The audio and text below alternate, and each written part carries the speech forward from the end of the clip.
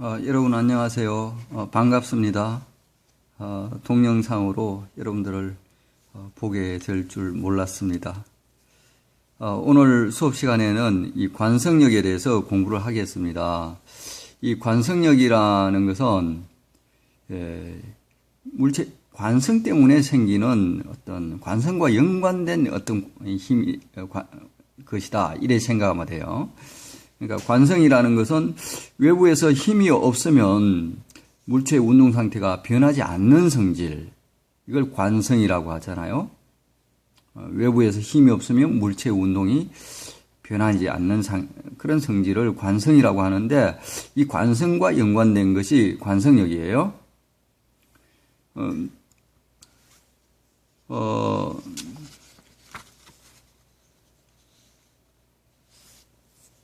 여러분들 이 관성력이라는 것은 이제 가속되는 상황에서 이 관성력이 나와요. 차가 이렇게 오른쪽으로 가속되는 걸 한번 생각해 보세요. 그러면 이 차가 오른쪽으로 가속이 되니까 얘는 이 운동이 잘 안 변하려고 하니까 막 뒤에 그냥 잘 안 변하려고 하니까 뒤로 계속 있잖아요. 그래서 이렇게 삐딱하게 있는 거예요. 운동이 안 변하려고 하는 성질 때문에 이런 현상이 나타났는데, 이걸 마치 뒤에서 당기는 것처럼 설명하는데, 이걸 관성력이라고 해요. 근데 여러분들이 이거를 이제 설명을 할 때, 그러니까 이 관성력은 이 가속되는 어떤 상황에서 나타나는 힘이 관성력인데, 여러분들 이걸 설명을 차가 이렇게 오른쪽으로 가속도 A로 가속되는 현상을 설명을 두 가지로 하겠습니다. 하나는 먼저 이 바깥의 관찰자가 이걸 보면서 이 운동을 설명을 하는 거예요. 뉴턴의 운동 법칙으로 한번 설명을 해보는 거예요.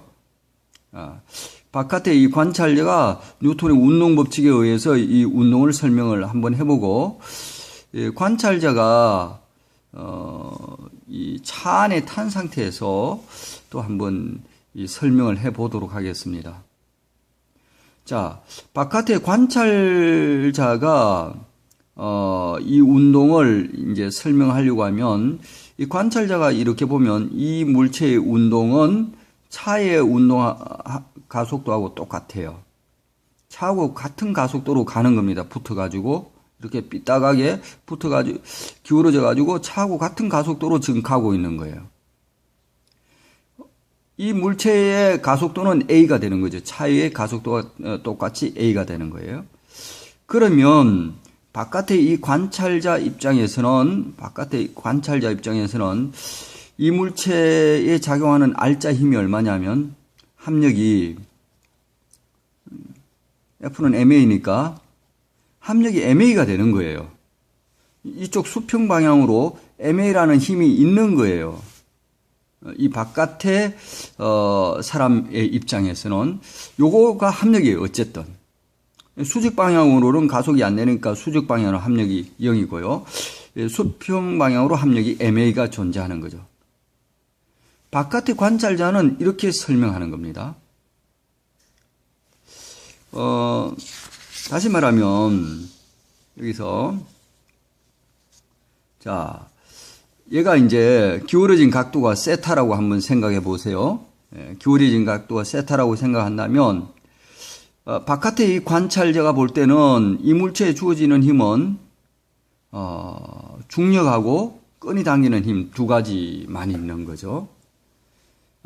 중력하고 끈이 당기는 힘 두 가지만 있는데, 수직 방향으로 합력이 0이니까 중력을 mg라고 하면 수직 방향으로 중력하고 똑같은 크기의 힘이 존재하는 거죠.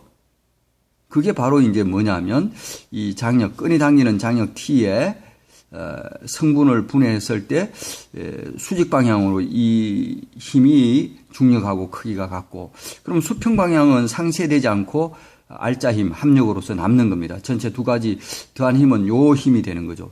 요 힘이 바로 MA가 되는 거죠. 그러면 요 각이 세타라고 하면 요 각이 세타가 될 텐데, 그러면 이 힘을 장력 T라고 한다면, 요 힘을 T라고 한다면, 요 힘의 크기는 요 두 개로 분해하면 힘의 크기는 어떻게 되냐? 요 T의 코사인 세타가 되겠죠. 바로 이 T의 코사인 세타는 중력하고 크기가 같고요. 그럼 요 힘은 요 T의 사인 세타가 되겠죠. 예. T의 사인 세타가 알짜 힘. 그래서 이 물체를 가속시키는 MA와 같다. 이렇게 볼 수가 있는 겁니다. 이게 바로 이제 바깥의 관찰자가 정지에 있는 바깥의 관찰자가 이 물체를 설명할 때는 중력이 있고 장력이 있는데 중력하고 장력의 이쪽 성분은 크기가 같고 그 다음에 장력의 이쪽 성분이 바로 알짜 힘이 되고 그게 MA가 된다. 이렇게 설명하는 거예요. 왜냐하면 바깥의 관찰자는 얘가 가속도 A로 가고 있으니까요. 그런데 바깥의 관찰자가 아니라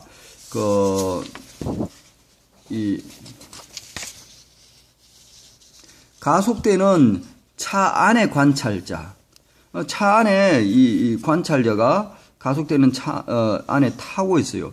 이 사람이 이제 이 운동을 설명을 하는 거죠.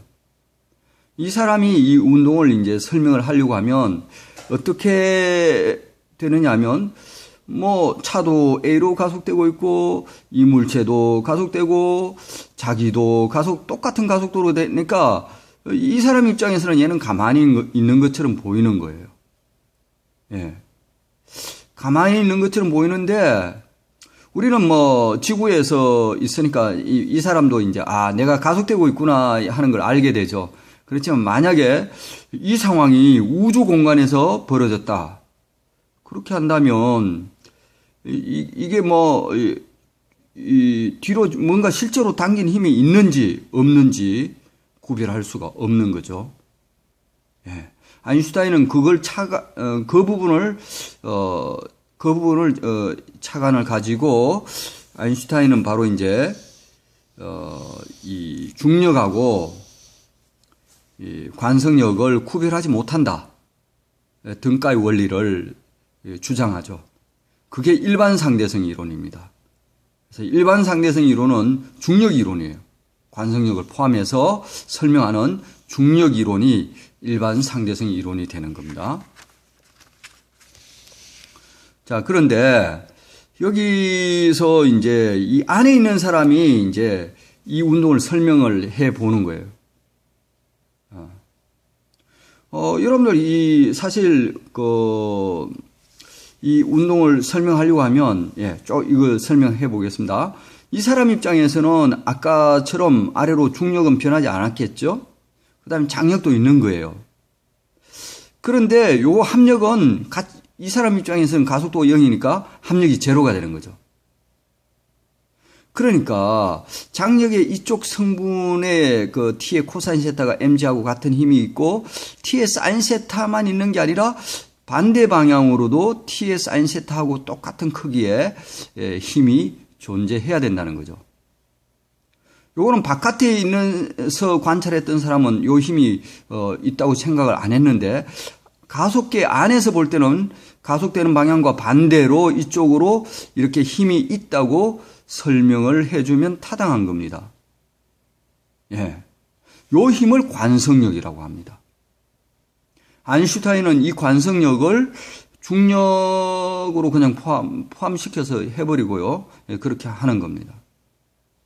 그래서 이 부분에서 이 가속되는 차 안의 관찰자에 의해는 설명할 때 이 가속계에서는 이 관성력이라는 것은 이 가속되는 방향과 반대로 MA만큼 있다. 이런 얘기입니다. 다시 말해서 여기서 이 물체에 작용하는 힘은 T 코사인 세타가 mg만큼 이렇게 있고 T 사인 세타가 있었는데 이게 MA였죠. 그게 바로 반대 방향으로 T 사인 세타만한 힘, 다시 말해 MA라는 힘이 반대로 있어줘야 된다는 것이 가속되는 차 안의 관찰자가 설명하는 입장이 되는 겁니다. 자, 이런 입장에서 우리는 이제 사실 상대성 이론에 의하면 절대 기준이 우주에는 없잖아요. 절대 기준이 없으니까 사실 이 기준이라는 것이 차 안도 기준 잡을 수 있고 바깥도 기준 잡을 수 있고 여러 가지 기준을 많이 잡을 수가 있어요. 그래서 절대 기준이 없는 입장에서 우리는 항상 이야기하니까 우리는 이 좌표를 설정할 때 물리 현상을 설명하기 위해서 좌표를 잡아줄 때는 기준을 하나 생각하는 그런 좌표를 생각할 수 있는 겁니다.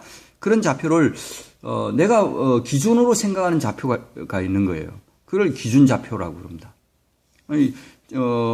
차 안에 가속되는 차 안에 사람이 그게 좌표를 하나 넣어놓고 이렇게 설명을 한다면 이 사람은 그게 기준이 되는 좌표가 되겠죠.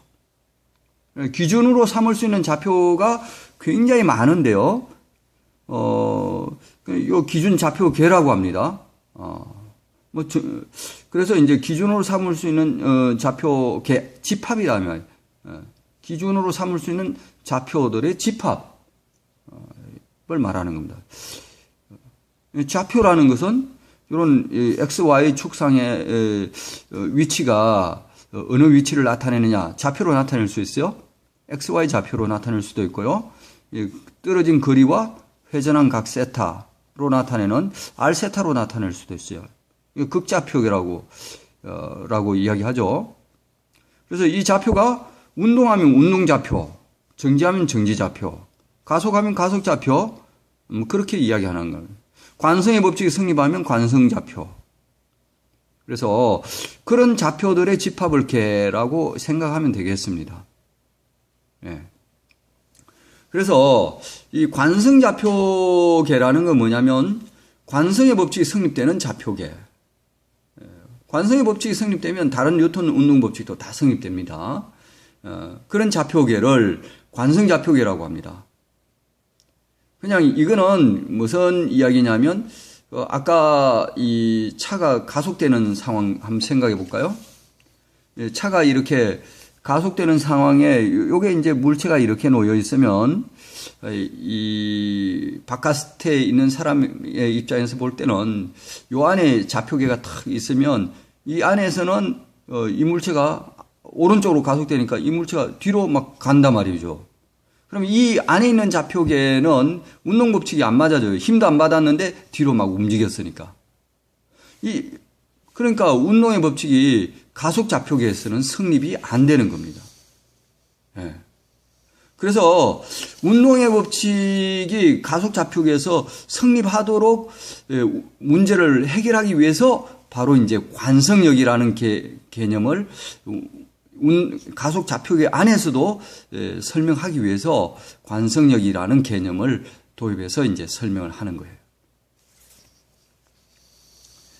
자, 그래서 여기서 이제 보면 이제 바로 관성 좌표계의 반대에 해당하는 그 개념이 가속 좌표계가 되고요. 관성 좌표계는 관성의 법칙이 성립되는, 다시 말해서 등속 운동하는 좌표나 정지해 있는 좌표, 이런 것을 관성 좌표라고 하고, 그런 모든 그런 그 정지한 거라든지 등속 운동하는 좌표들 얼마든지 많잖아요. 그런 좌표들을 관성 좌표계라고 이야기를 합니다. 여러분들 수고 많았습니다. 예. 오늘은 여기까지 하고요. 수업 시간에는 이 공부한 내용들을 가지고 우리가 같이 좀 논의를 하도록 하겠습니다.